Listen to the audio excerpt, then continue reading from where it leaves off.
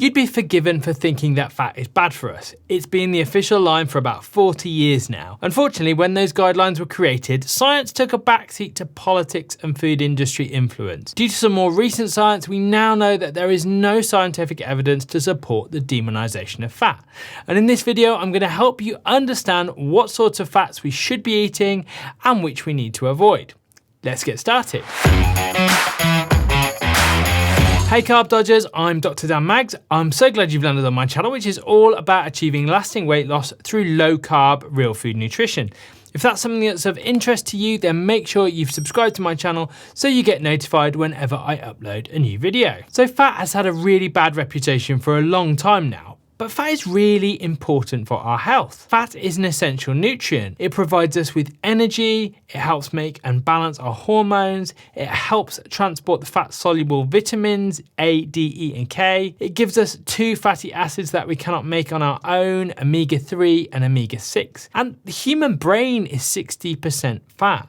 Pretty important stuff, I'm sure you'll agree, and we wouldn't survive without it. In 1977, the US government introduced new dietary guidelines, advising that people reduce their total dietary fat intake to 30% of their total energy intake. The UK then adopted the same approach in 1983, the year after I was born. So I've been living with these dietary guidelines pretty much my entire life. The reason they introduced these guidelines because they hoped it would reduce levels of coronary heart disease. So you'd like to think they did so on the basis of rigorous scientific evidence, right? Well, in a study published in 2015, researcher Zoe Harcum decided to look at whether there was any evidence from best practice randomized control trials to support the introduction of these guidelines. Now, if you're interested in this, then I strongly suggest you check out this paper.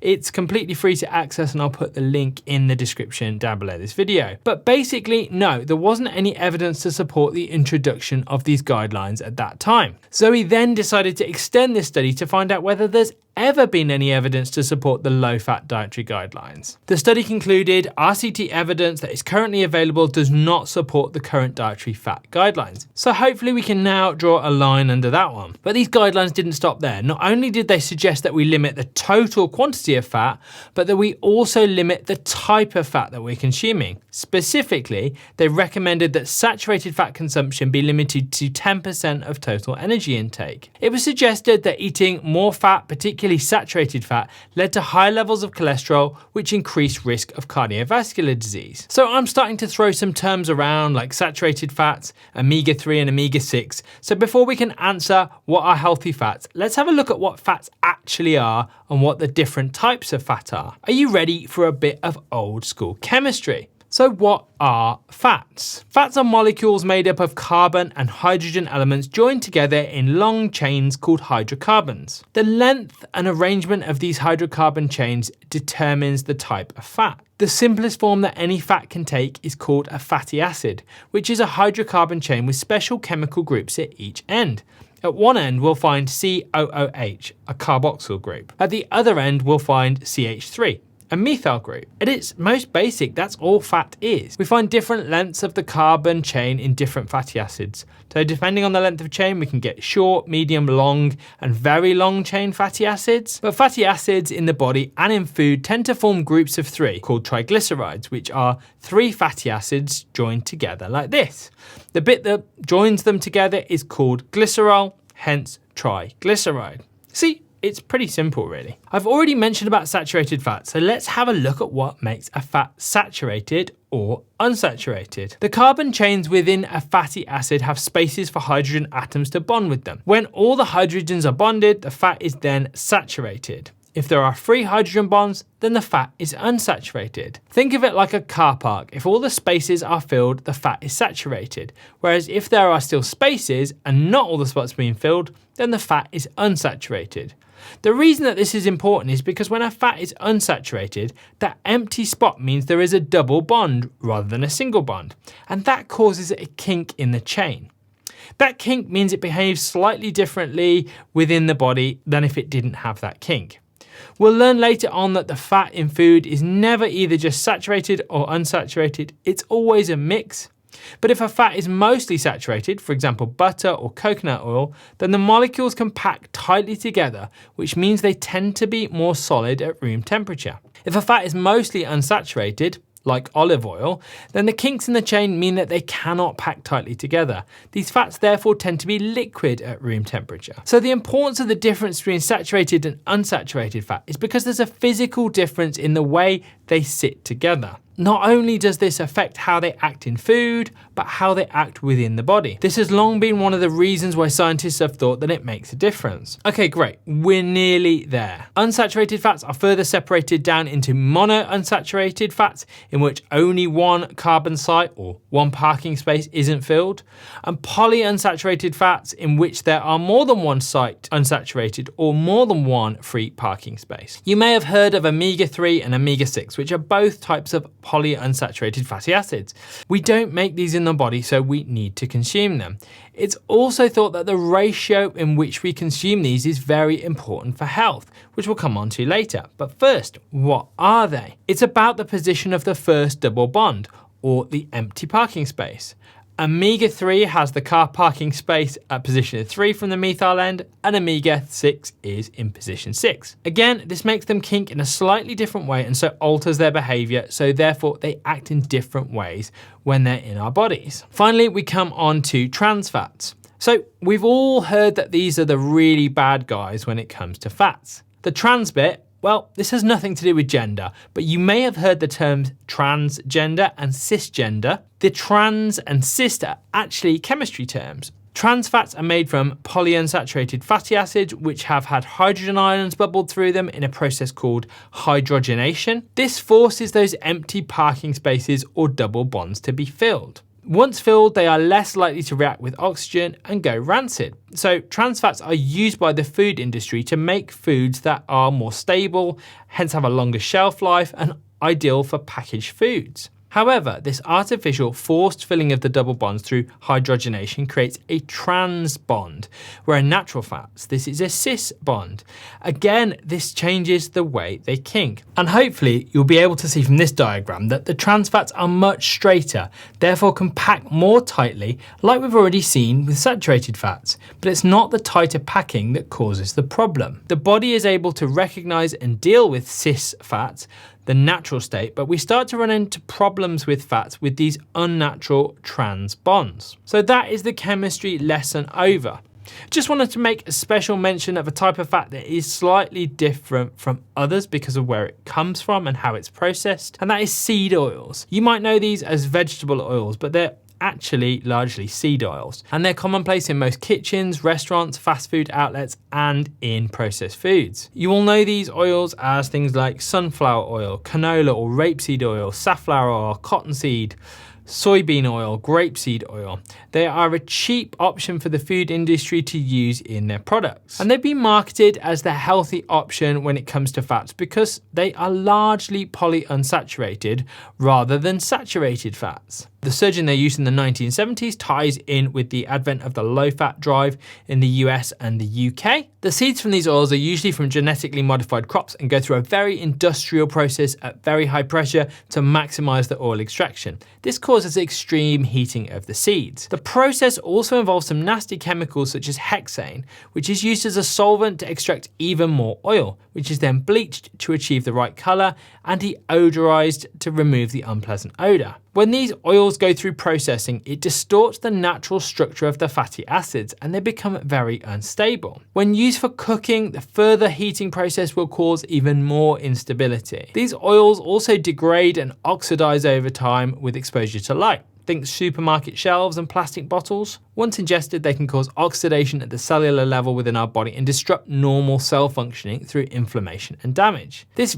very industrial, artificial way of processing oils is something you'd expect more for the oil you put in your car, not the oil you put in your body. Indeed, some of these oils were originally processed for use as mechanical lubricants. Let's have a look at the fat within foods. Fat is never eaten in isolation. You don't sit and drink olive oil shots now, do you? They are eaten as part of a meal or within food containing other nutrients. And fat is never just one type or the other, contrary to popular belief. Natural food sources of fat are actually a combination of saturated, polyunsaturated, and monounsaturated fats. Saturated fat is never eaten in isolation. All food, with the exception of pure sugar, if you can call that food, contains some fat, and all three types of fat within that fat. And many foods that people think contain loads of saturated fat actually contain surprisingly high amounts of unsaturated fats. Eggs, for example, actually contain 39% saturated fat, 43% monounsaturated fat, and 18% polyunsaturated fat. Beef can be a balance of 47% saturated and 49% monounsaturated. Butter, whilst containing 64% saturated fat, still contains quite a lot of unsaturated fats as well. Many of these natural sources of fat typically come with a healthy dose of protein, vitamins, and minerals too.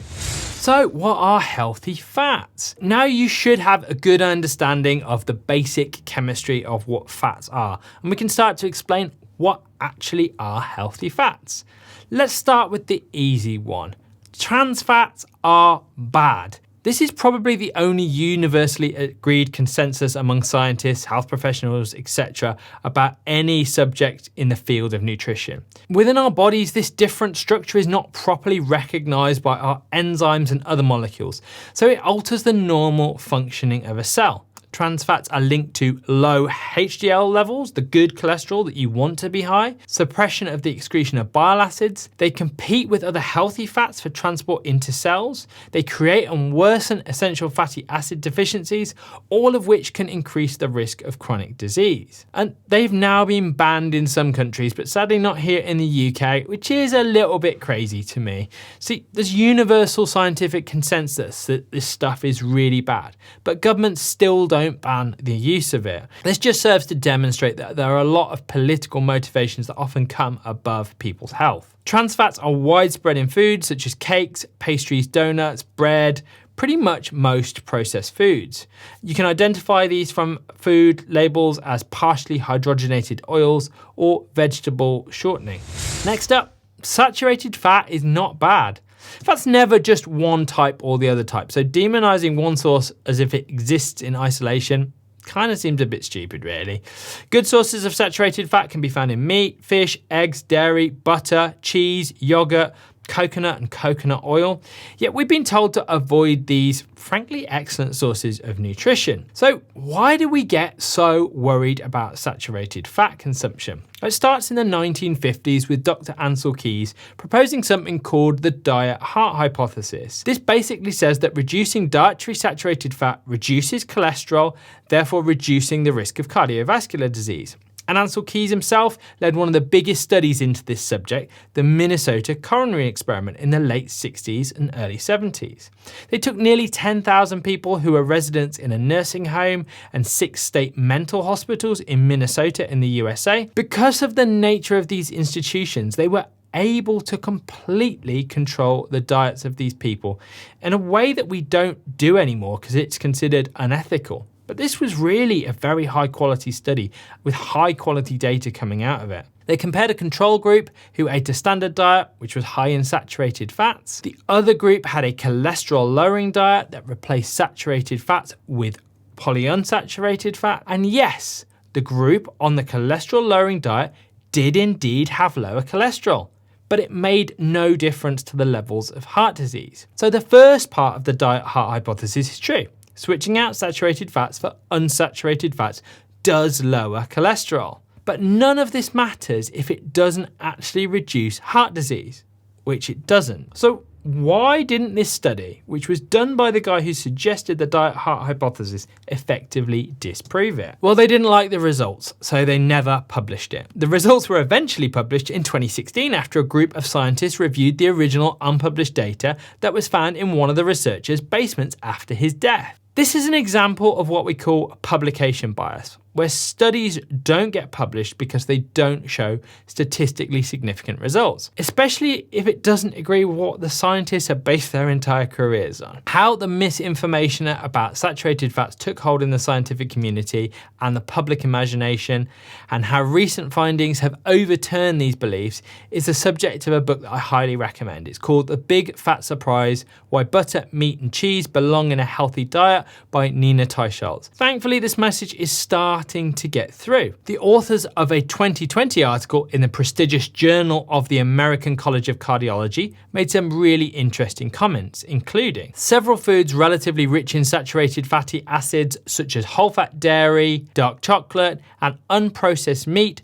are not associated with increased cardiovascular disease or diabetes risk. So no, you shouldn't be concerned about consuming these foods. And importantly, they also said there is no robust evidence that current population-wide arbitrary upper limits on saturated fat consumption in the United States will prevent cardiovascular disease or reduce mortality. It's another paper that is well worth a read if you're interested. Let's talk about omega-3 to omega-6 ratios. Whilst we need to consume both, it's the balance between the omega-3 and omega-6 that is important. Omega-3 fatty acids are considered anti-inflammatory. They help to dilate blood vessels, lower inflammation, prevent blood coagulation, decrease pain, dilate airways, support the immune system. Whereas omega-6 fatty acids are considered pro-inflammatory and do the opposite of omega-3 really. Constrict blood vessels, increase inflammation, cause blood clotting, increase pain, constrict our airways. Now this may sound bad, but these are also essentially life-saving processes that enable us to heal from injury or damage. It is important that we see that a balance is needed. Anti-inflammatory must be balanced with pro-inflammatory. But understanding this helps us to see that overconsumption of the pro-inflammatory omega-6 can lead to chronic inflammation and damage within the body. It is thought that our ancestors would have consumed a balance of between 2:1 and 4:1 in favour of omega-6. So this is a much more balanced ratio of these fats than in today's society, where the ratio is more likely to be 16:1 or even as high as 20:1. Likely driven by the high consumption of seed oils, processed foods, as these are high in omega-6. So how do we increase the amount of omega-3? You'll probably be aware one of the best sources of omega-3 is from oily fish. You might have even been subjected to cod liver oil as a child. And yes, salmon, mackerel, kippers and other oily fish are absolutely great. However, meat sources will still provide you with plenty, particularly red meat. In fact, omega-3 concentration is higher in red meat than in white meat due to the fiber types present in muscle tissues and the specialized digestive systems of ruminants. We do also need to bear in mind that what the animals are eating is also really important. In the same way that the type of fat we consume becomes part of our cells, the type of food that an animal eats determines their own makeup. We know that animals raised on pasture land or grass-fed ruminants have a more favorable ratio of omega-3 to omega-6 than those fed on grains. But this also extends to marine sources of food. For example, farm salmon has a lot less omega-3 to omega-6 than wild salmon. Just as importantly as increasing the amount of omega-3 that we consume is decreasing the amount of omega-6 fatty acids in our diet. Omega-6 is high in processed foods and seed or vegetable oils, so switching to a real food diet and eliminating those industrially processed seed oils is ideal. It's thought that refined seed oils make up 80% of the average person eating a Western diet's calories from fat. Given that they are pro-inflammatory, it is no wonder we have such a health crisis. They have been so heavily promoted as the healthy option simply because they are polyunsaturated and mistakenly seen as better for us than saturated fat. The food manufacturers use these oils as the fat content for their products and can advertise their health benefits over natural food sources of fat because of this. They have the backing of the healthy eating guidelines, even though we know that there is no real scientific evidence behind them. So in summary, fats are essential for optimal human health. We don't need to be afraid of having fat in our diets. The dietary guidelines to limit fats are not and were never based around any scientific evidence. We need a combination of saturated and unsaturated fat types with a good ratio of omega-3 to omega-6. This is precisely what you get if you eat real foods such as meat, fish, eggs, dairy, nuts and seeds, they also come packaged with lots of other essential nutrients for our bodies. Real foods contain all three types of fat in varying quantities, naturally providing you with the correct balance as long as you eat a varied diet and don't just live on bacon and butter. Avoid processed foods partly because of trans fats, but also because of the seed oils. They are a real danger and can harm our health and well-being. You might want to get them out of your kitchen cupboard too. There are plenty of better fats to cook with. That's it for today's video. I hope you found it useful. If you have, then please give this video a thumbs up. That really helps to tell YouTube to show this video out to other people. So hopefully we can correct some of the misinformation that is out there. Make sure you've subscribed to my channel if you want to see more content like this, and hopefully I will see you in the next one. Bye bye.